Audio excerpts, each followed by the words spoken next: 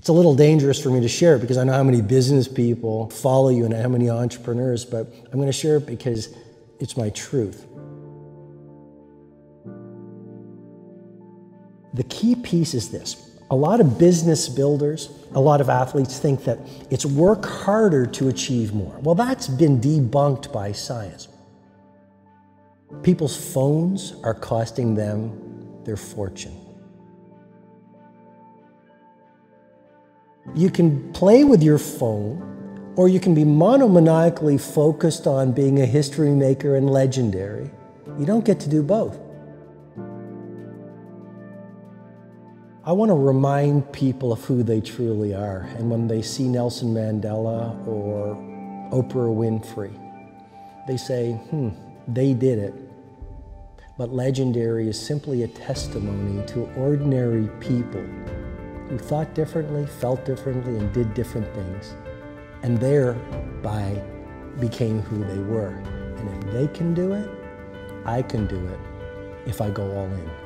The human brain has a phenomenon called transient hypofrontality. The neocortex, as you know, it's the seat of thinking. It's our monkey mind, it's all the chattering, it's the stuff that says, Tom, you can't do it, Robin, you can't do it, what would they think? What if I fail? What if I get laughed at? That's all the neocortex. It's the crown jewel of brain development. Not our primitive brain, crown jewel. But there's no genius in there. Now here's what I mean. When we get away from distraction and we find our Menlo Park, or we go work in a quiet place, and we get lost, the neocortex actually shuts down. That's why it's called transient hypofrontality. For a short period of time, our thinking shuts down. The whole model is in the book. And we actually go from brain waves at beta, down to alpha, down to theta, and maybe even delta. And we stop thinking and we go into flow. In other words, the advanced minds of the world, the great geniuses, Galileo, Da Vinci, Steve Jobs, they weren't in the neocortex. They got away from the world for bursts of time, which allowed them to access the human capability we all have to get into flow state and access insights that they went out in the world and then executed on with a world-class team, which totally changed the game. The very nature of being a disruptor and a leader means you're not a follower. And if you're not a follower, then you're not buying the Kool-Aid that society sells you. If you're not a follower, you're not like this all the time looking for likes. If you're not a follower, you dress the way you want to dress. If people criticize you, yeah, they criticize all the great ones. 5 a.m.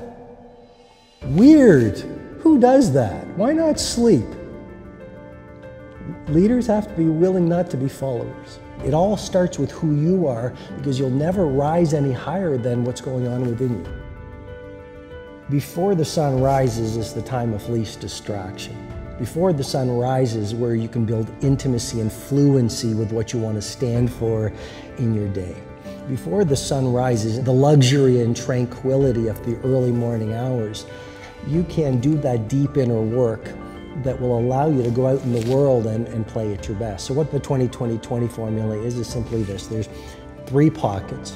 The first pocket is move, 5 to 5-20. And you get into the sweaty exercise because, like I mentioned, it releases neurotransmitters, it reduces the cortisol, it increases your metabolic rate, which gives you more energy. So now it's 5-20. Fundamentally, you feel different, you have energy, your state is strong, you've got a fire in your belly, and you've accelerated your focus. 5-20 to 5-40 is the second pocket of the 20-20-20 formula, which is reflect. We live in a world where a lot of people are busy being busy, but what's the point of being busy around climbing the wrong Mount Everests? And so clarity is one of the DNAs of mastery. You know this. If you talk to the titans of industry and you talk to the people really getting traction around their ambition, these are people who have a monomaniacal focus on the few things that matter. They have an obsession bordering on a possession around the few priorities they want to build their life around. And so 5-20 to 5-40, the second pocket, you write in a journal, you meditate, you visualize, you do what I call in the book a blueprint for a beautiful day. Or you just sit in solitude and you think and you ponder and you reflect. And then the final pocket is 5:40 to 6 o'clock, and this is the victory hour. The final pocket is grow. One of the keys to epic performance is a relentless commitment to daily growth. The premise is basically this: as you begin your day, so you handcraft the rest of your day. And if you have consistently great days, you're gonna have consistently great weeks, quarters, a year, and a lifetime. So your days are your life in miniature, and you gotta get those mornings calibrated if you really wanna win. We are built to progress. We know that the human brain craves novelty. And we are most alive, we have the most energy, we are most intimate with our best selves when we're progressing towards our mighty mission. Everyone's talking about mindset, but mindset is just your belief system, it's just your psychology. It's very important, but that's 25% of the personal mastery equation. The second piece is your heart set, and I worked on that. Purifying your heart, that's your emotionality, not just your psychology. You're never gonna make history dominate your domain and handcraft a world-class life if you've got a great psychology, but you're carrying the pain and sadness, disappointment and trauma of the past. Your health set, don't die. If you want to change the world, like dead people don't change the world. So health set, biohacking. There's a whole chapter on recovery and the essentialness of sleep. So really getting your health set right, but there's a fourth interior empire that I worked on that allowed me to go out in the world and pursue my magic. So it's not just mindset, and it's not just heart set, and it's not just health set, it's soul set. And soul set has nothing to do with religion. Soul set is about working on your character. So you re-access your nobility and your bravery and your authenticity and your decency. And you find a cause that's larger than your life. So when you go out in the world every single morning, people might ridicule you because every genius is ridiculed before they're revered. People might throw stones at you, but you use them to build monuments of mastery. People might not understand you because any disruptor is going to be misunderstood. And even if you're an army of one, a Galileo or a Steve Jobs or a Phil Knight, you continue at all costs.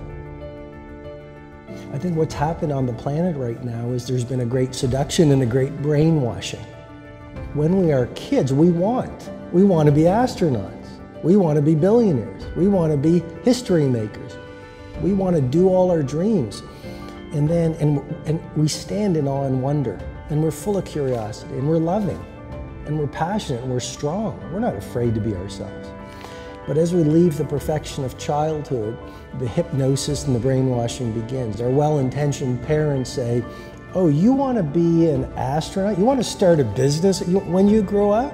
You want to paint like Jean-Michel Basquiat? Be reasonable. And George Bernard Shaw said it better than I ever could. He said, the reasonable man adapts himself to the world. The unreasonable one persists in adapting the world to himself. Therefore, all progress depends on the unreasonable man. Our parents give us limitation based on their limited psychology and their emotional patterns that they learned from their parents. Then we go to school and we're taught to live in a box, think in a box, dress like everyone else.